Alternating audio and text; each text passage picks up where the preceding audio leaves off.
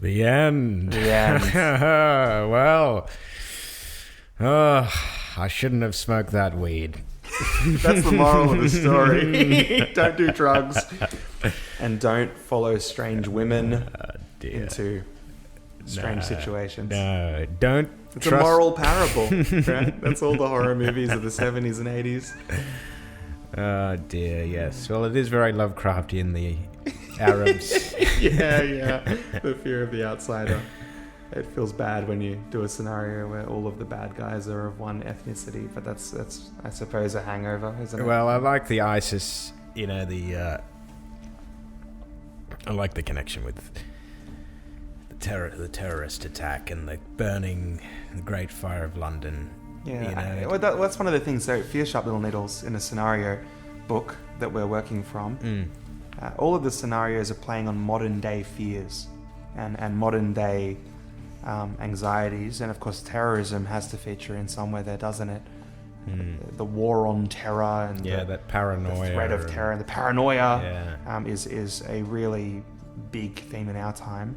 I think with the London setting also you could play up, when you're around London there's just cameras everywhere, and I think that kind of paranoia of always being watched, and then if there's no cameras then you feel like you're not so safe anymore, but then you never feel quite comfortable around all the cameras. I've never actually been to London, so if I had, maybe I would have taken note of that. Would have been an interesting thing to include. I tried to put in lots of obvious allusions to fire and burning and divine judgment and retribution, but having videotape would have been interesting. I like the idea that you've got sort of two factions going on. So I don't know if it was heaps clear, but in the scenario you've got these two wizards that are trying to summon an Ifrit. Yeah, the nude, naked dudes. Of course, what they're summoning isn't actually an Ifrit. They don't know this, but it's a mythos. It's a mythos creature. Should I say what it was? It was... Yeah, you might as well know. It was Cthulhu. So they were actually... of course, you had no Cthulhu mythos stats, so no way of knowing. No. They were actually invoking Cthulhu, thinking they were invoking the, classical Middle Eastern monster, the Ifrit. But then you've also got in that mix this ISIS recruiter who's trying to make a propaganda video. Yeah, okay, that makes sense. Yeah, well, I got honeypotted. Basically. I fell for it. I knew that was something. But it wasn't really supposed to be that big of a thing. I think that the expectation of the sorcerers was they'd be able to command this creature, and they'd be able to burn down a few blocks or something, just do something relatively minor. The expectation of Abdullah was that she could sort of use the footage of the invocation ritual to drum up support for ISIS and scare Westerners, but so I they got hoisted on their own petard. You won it away. So I wonder if after all that, if ISIS claims the bombing or the fire and and then there's another war in the Middle East or something. I think this would plunge England far deeper into the war, wouldn't it? I mean, if you have a death toll of 3 million, that's bigger than 9/11 by far. This would dwarf 9/11 into obscurity. So I like the idea of having a really apocalyptic terror attack in a Cthulhu scenario.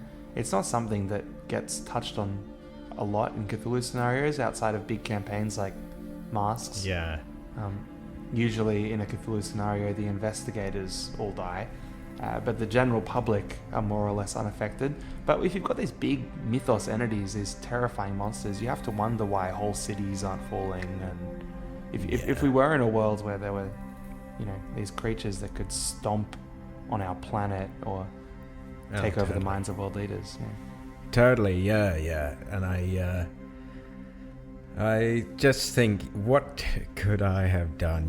She got me. She led me there. I couldn't resist the hashish, But my character, Simon, was quite sort of pathetic in this self-medicating. He wasn't a Call of Cthulhu investigator. No. That was his primary problem. Yeah. He was nowhere near paranoid enough. Sort of depressed and self-destructive, always having beers and, Yeah, he didn't assume that anyone around him was a cultist. Nah. He made all the classic Lovecraft mistakes. Yeah. He went for drugs, sex, and foreign women.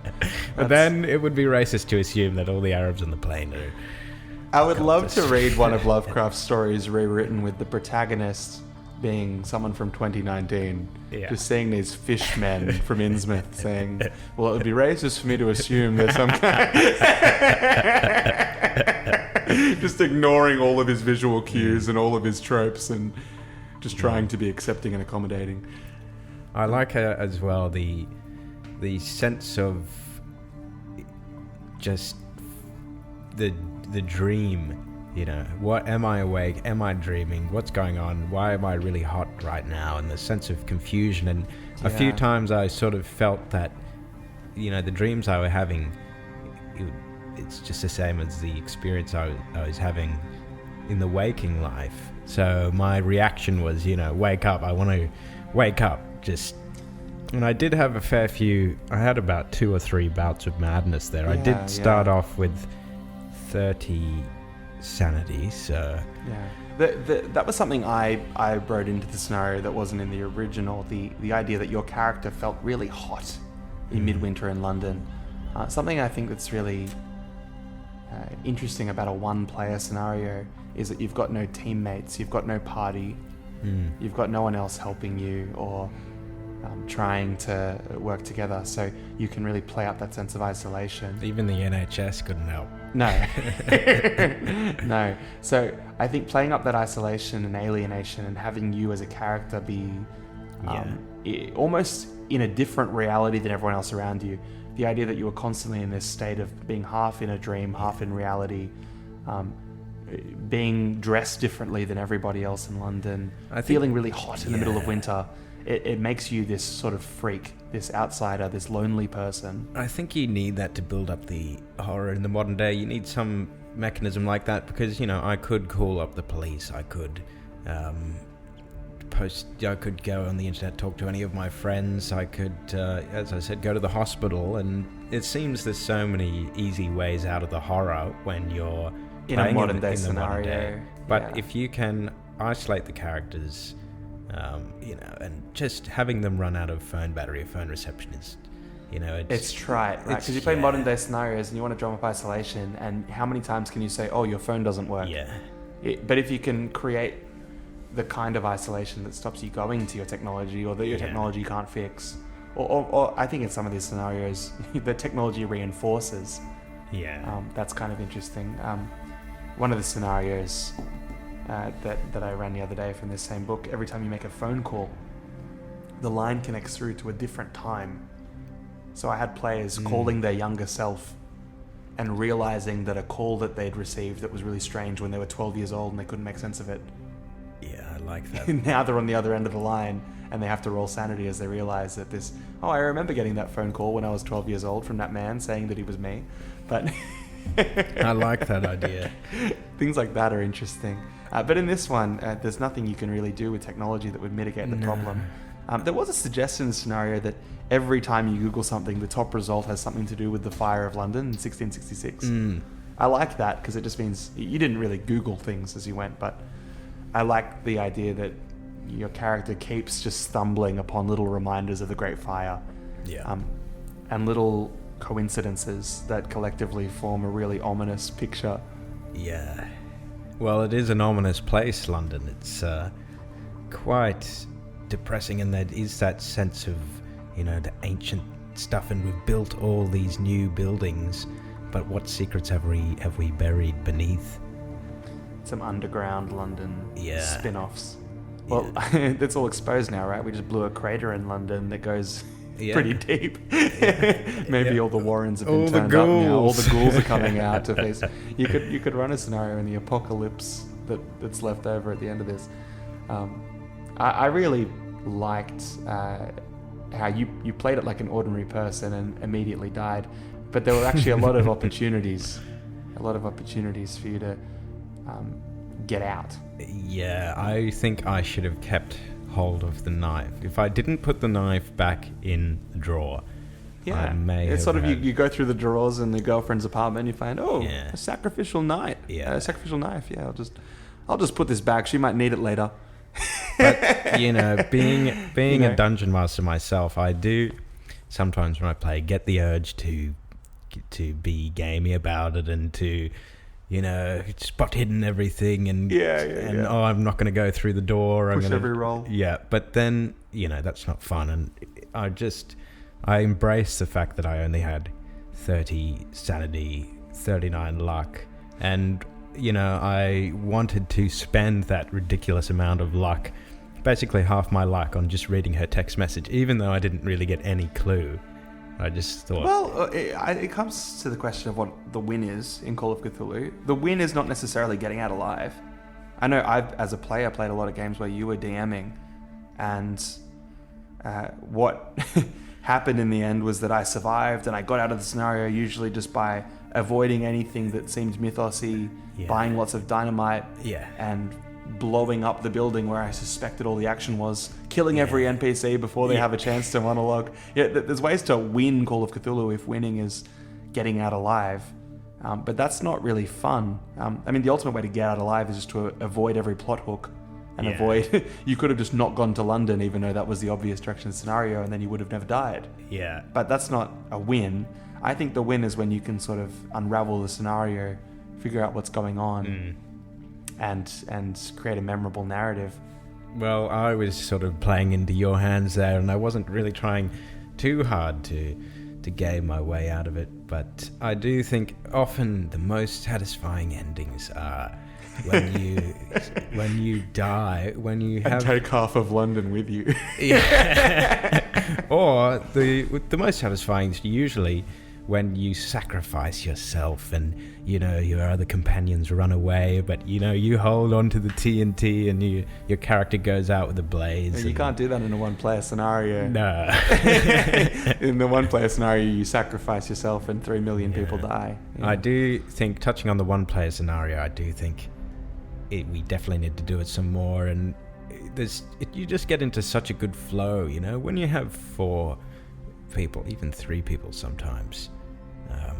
The flow is interrupted. People talk over each other, and when it's just one-on-one, back and forward, it's remarkably tense. It's so tense. The energy is much better because we're sitting opposite from each other, sort of looking over at each other, and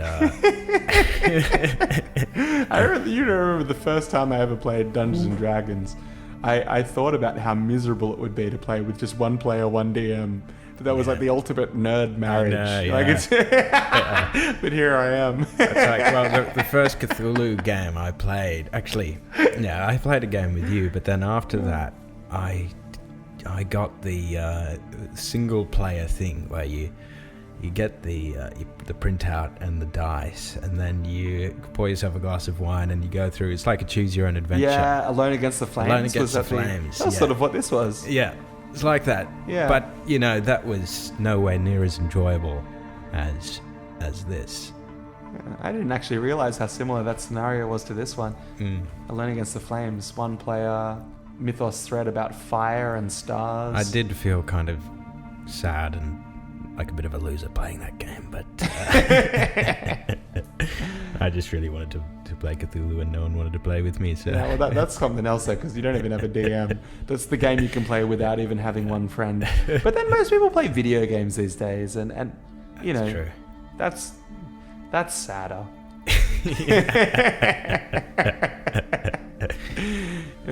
No, I do love the one-on-one thing. I just think it's so easy to build the atmosphere and to keep it going, but then you do sacrifice that aspect of having another person there to help you out, to bounce things off, and also you can't split the party.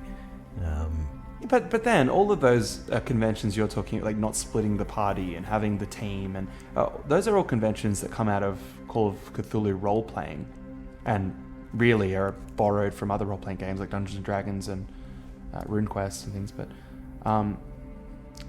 Lovecraft stories themselves mostly have solo protagonists.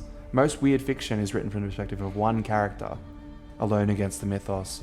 That's true. And the reason why so many people say, Lovecraft stories would make terrible scenarios is precisely because they're all one player.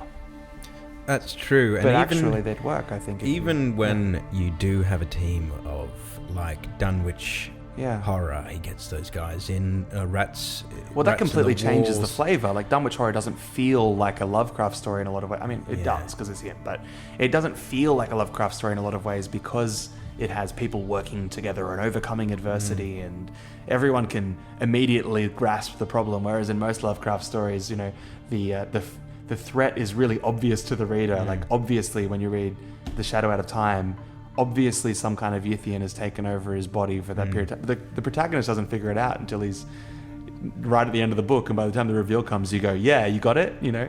Whereas in the Dunwich Horror, you've got characters figuring out that Wilbur Whateley's some kind of entity who wants the Necronomicon for nefarious purposes. Yeah.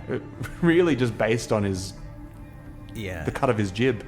Well, with like, just with no real reason whatsoever. With Rats in the Wall, so it is him. It's that, you know, he gets the house, and that, but then he gets the other characters in to come and help him out, and well, we know how that goes. But I do think a sick one-player game could be like a good adaptation of. Is it The Lurking Fear? The one with the lightning? The one with the lightning, yeah. Because he's sort of going after that. I don't know, he doesn't have a sidekick, does he? I don't think he does. No, I don't think so. There's a group of people that sort of get picked off, isn't there, in that house? But it's written from one man's perspective, as most of the stories are. A journalist or a PI or something. Yeah. And I think, something even like Escape from Innsmouth, though. Yeah. That would be fantastic as a one-player adventure, and it wouldn't work that well with a party. Well, you could, and there are Chaosium scenarios dealing with Innsmouth, aren't there? But I think as a one-player scenario, being isolated, being alone, the horror at Red Hook, all of these Lovecraft scenarios that haven't been adapted well or commonly really do focus on being one person who's very isolated. Yeah, I think one of the things you lose a little bit to an extent in the one-on-one games would be a little bit of comedy. I think when you have when you have three people there, when you have two players bouncing off each other, and the keeper, you know, you get some good jokes. People poke fun at each other, and but when it's one-on-one, it's a lot more tense, and it's a lot more. Yeah, because you always do have that one player who just wants to make a meme out of it. Yeah, that's true. You sacrifice that, but you get a lot more horror, a lot more you're alone. There's no one, you know, the only person helping me out here is actually a cultist herself. Yeah. You know, there's no one on my team. It's just me. Well, I felt there were a couple of moments there where we had to sort of break the tension and like laugh a bit because it gets a bit tense. Yeah, but you never feel like that in Call of Cthulhu, really. I don't find Call of Cthulhu ever actually scary. It's a bit camp. No. The horror theme is there just as a sort of backdrop, but how often is Call of Cthulhu genuinely scary? Well, the second it is, someone cracks a joke. I think one of the only times it's ever been scary for my players is when I sort of, you know, it's always, when I play, always candles, always darkened rooms, and I was sort of speaking in a, you know, a low whisper, and then something happened and I went, ah! These jump scares, yeah. See, I've run games that are scary, but never that you've played, because every time you play a character with a really out of time period mohawk, or you turn up to a 1920s scenario with a vape, so you've never allowed me to make horror because your characters are always ridiculous. But well, I can try harder next time. But then, you know, we've been playing a lot of pulp recently, and there is pretty much no room for horror in pulp. No, very little. I am. You know, I've played plenty of Dungeons & Dragons. I've played plenty of games where there's, you know, drag shantax or whatever chasing you and car chases and whatever. And in the end, I always prefer those games where you start off with nothing, or you find yourself in a terrible situation. And I just, you know, I'm not into so much playing for the fun of having a big battle and winning. I'm more into those small victories. That's true. I think a lot of modern roleplay games are about wish fulfillment. And a lot of the complaints that I see people level against Call of Cthulhu are because they just want a game where they can feel special and powerful. And I understand why people would want that, I guess, if they've got a job where they're a bit of a loser at work, and they don't have many friends or whatever it is, and they want to go play a game where they get to feel like a giant 6-foot lizard in full plate armor. Yeah, it's usually a Dragonborn player, isn't it? I suppose it's the opposite for us. We're both quite happy and we're super jobs, powerful and successful. We have very high brawl IRL. But how far can you? Yeah, my real life brawl is super high. Right? So that's why when we go down to play a game, we like to prostrate naked on a bed. Step into the common man's shoes. Well, how far could you push that though? Like Bleak Prospect by Scott Dorward is about as far as I've ever seen a scenario go, with making it so miserable that a lot of people would say, dying "Why would I want to play that?" That's true. But or you go further. Like we've never run a scenario where, what if you ran a scenario where everyone was sort of a child in a hospital? Like how far can you push the bleakness? Yeah. Well, like One Flew Over the Cuckoo's Nest, everyone starts with 4 sanity. It'd be a very short Someone game. butters your toast wrong and you get you have a bout of madness. Yeah, no, there is a fine line, but I think with the sort of winning and improving your character in Cthulhu, when you do get a bit of Cthulhu mythos, when you do get that creepy spell, when you level up your brawl like 5 times because you've survived all those games, it's harrowing, and your character has lost a lot of sanity and lost all the people around him or her. But when you do sort of level up a bit, it's a greater sense of achievement. It's not like D&D or whatever where you buy, I don't know, a new sword or get it from a dead guy's corpse, and there is a real sense of I survived. Yeah. I've got this creepy mask that I found in this horrible little... And I get to use it once because when I put it on it'll drive me insane, but gosh, it'll be cool. Yeah, but I've got this thing up my sleeve. Yeah. It encourages better play. Characters who, like in Dungeons and Dragons, which really does encourage you to sort of have this really special, unique character. You're the only one of your race, and you've got, so there's all those races in the player's handbook that are like, oh, there's only 100 of these. You've got 5 of them in your party. and you're this really specific class, Octopoid. and you've got this all the and you've got these really specific weapons that you've taken off ancient warriors, and because everyone's so excited about how cool and special their character is, it becomes very self-indulgent and insular, and everyone wants to do their cool thing, and use their cool power, and everybody wants the attention to be on them because they're all these, super Mary Sue characters. They're just waiting their turn in waiting the their combat turn round. to do their thing. Yeah. Whereas in Call of Cthulhu, I think it can be a bit more social because, it's not like you've got something and you don't have like the really cool ancient relic sword that you get to whip out and save the day with. It's just you're the only person in the party with AA batteries. Yeah. So you get to share them for the flashlight for a few more minutes before it gets dark and you will die. Yeah. But everyone actually has to be a bit more interested in each other and collaborate. And I think that there is so much more drama.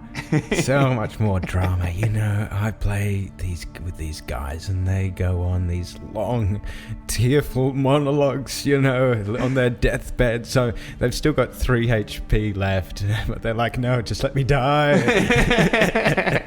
And they bury each other, and there's all these little tokens that they have in their inventories, and there's, just a lot more drama, and you can only play so much D&D before it gets a bit boring and you want to move into something else. But I thought this game was great.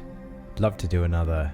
The booklet is fantastic. The booklet is fantastic. A lot of different contributions. I think we're going to run one at some point soon called Dissociation, which is a few more players in. It's not a 1 player. But there's a bunch in here. I'd recommend the book. Fear's Sharp Little Needles by Stygian Fox.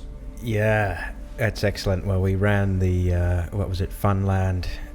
Yeah, Unland. Unland. The F got dropped off at some point. Yeah, that was excellent. Yeah.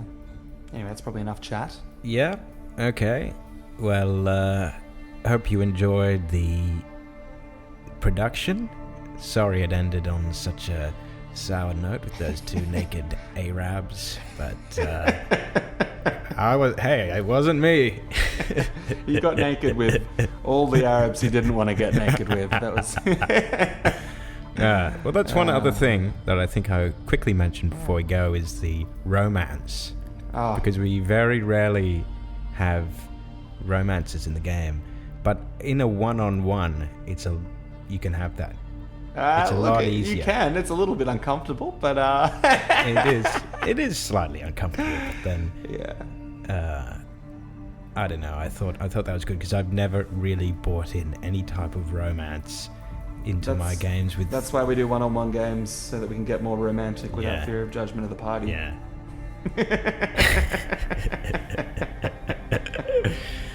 Oh dear. Well, that was a lot of fun. Well, it's goodbye from me. And the cheerio from me.